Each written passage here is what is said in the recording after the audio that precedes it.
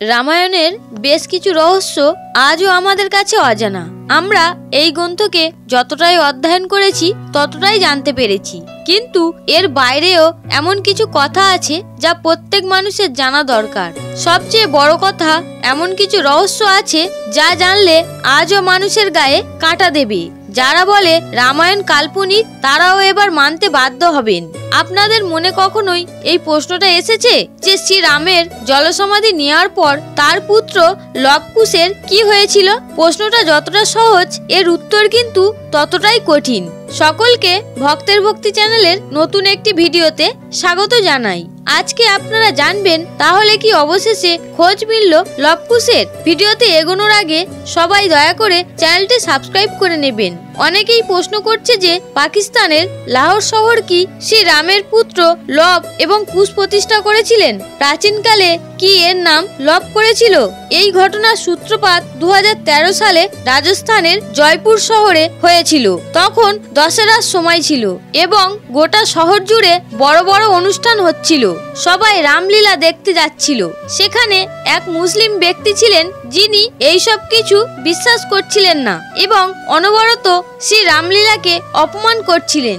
সেই অনুষ্ঠানে যেই ব্যক্তি রামের চরিত্রে অভিনয় করেছিলেন তিনি ওই মুসলিম ব্যক্তিকে বলেন যে আমি কিছুদিনের মধ্যেই আপনার সামনে একটি এমন প্রমাণ তুলে ধরব যা দেখার পর আপনার মনে আর কোনো সংশয় থাকবে না। যদিও তিনি বুঝতে পারছিলেন না কিভাবে সেই প্রমাণ তুলে ধরবে। সেই ব্যক্তি একটি পরিবার সম্পর্কে জানতে পারলেন যারা শ্রী রামের পুত্র লবের 307তম বংশজ এমনটাই শোনা যাচ্ছিল, যার নাম মহারাজা ভবানী সিং। তিনি এক এমন সত্য জানতে পারলেন যা শুনে স্তব্ধ হয়ে গেলেন। রাজা ভবানী সিং তাকে বললেন যে পাকিস্তানে অবস্থিত লাহোর শহর শ্রী রামের পুত্র লব এবং কুশ প্রতিষ্ঠা করেছিলেন।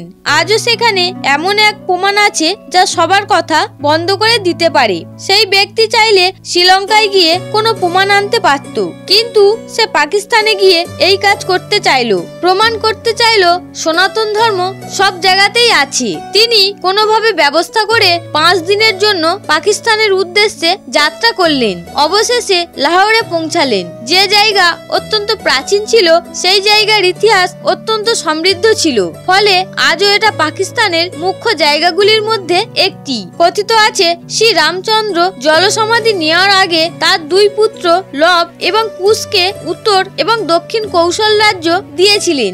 দক্ষিণ অংশে কুশ কোষাবতী নামক একটি জায়গা প্রতিষ্ঠিত করেছিলেন, যা বর্তমানে ছত্তিশগড় রাজ্যের বিলাসপুর জেলায় অবস্থিত। তিনি তার রাজ্যকে পূর্ব দিক থেকে সব দিকে বিস্তৃত করেছিলেন। দেখা যায় যে থাইল্যান্ডের রাজাকে আজও রাম উপাধি দেয়া হয়, যার কারণ হয়তো এটাই। অন্যদিকে প্রাচীন ইতিহাস দেখলে বোঝা যায় যে লাহোরের প্রাচীন নাম ছিল লবপুরী, যা প্রতিষ্ঠা করেছিলেন শ্রী রামচন্দ্রের আরেক পুত্র লব। সেখানে যেতেই ওই ব্যক্তি একটি বিশেষ কেল্লা দেখতে পান যার নাম লাহোর কেল্লা, যার মধ্যে লবের মন্দির প্রতিষ্ঠিত ছিল। যে সময় পাঞ্জাবি শিখদের সাম্রাজ্য ছিল সেই সময় এই মন্দির নির্মিত হয়েছিল, কিন্তু বর্তমানে এই মন্দির শূন্য অবস্থায় পড়ে আছে। দেখাশোনা করার বিশেষ লোক নেই, কিন্তু সেই স্থানে তিনি এক এমন জিনিস দেখতে পান যা দেখে তার গায়ে কাঁটা দিয়ে ওঠে। সেখানে নাকি আজও লবের সমাধি ছিল।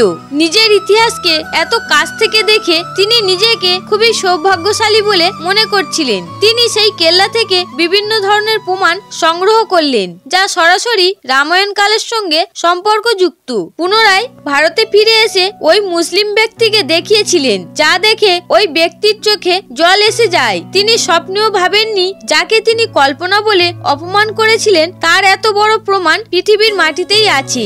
সর্বোপরি পাকিস্তান, যা একটি মুসলিম দেশ, সেখানে পাওয়া যাবে। তিনি হাত জড়ো করে ওই ব্যক্তির কাছে ক্ষমা চাইলেন।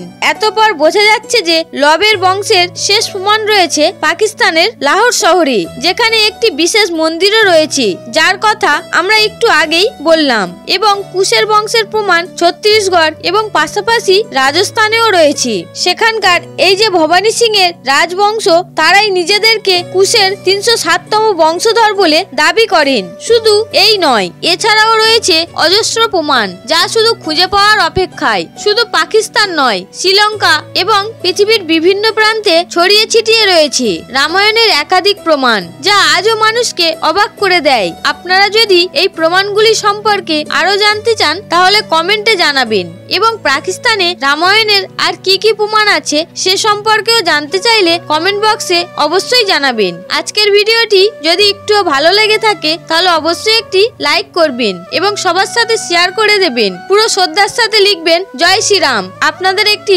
লাইক ও একটি সাবস্ক্রাইব আমাকে নতুন একটি ভিডিও বানাতে মোটিভেট করে। সবাই ভালো থাকবেন, সুস্থ থাকবেন।